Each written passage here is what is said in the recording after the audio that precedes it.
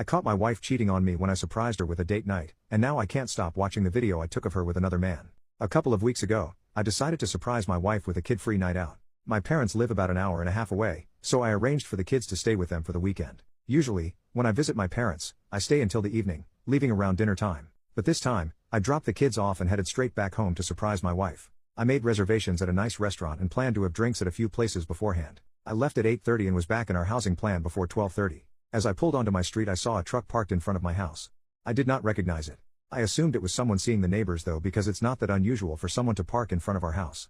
I parked a few houses away thinking I would sneak into the house and surprise my wife instead of pulling in the driveway and going in the garage. I went in through a basement door. I was as quiet as possible, but as soon as I walked in I heard her making sounds from the floor above. When I first heard it I thought she was just by herself, maybe having some personal time. I didn't want to interrupt her privacy and embarrass her, so I was going to go back to my car and just go in the garage so she would know I was home. Then I heard a man's voice.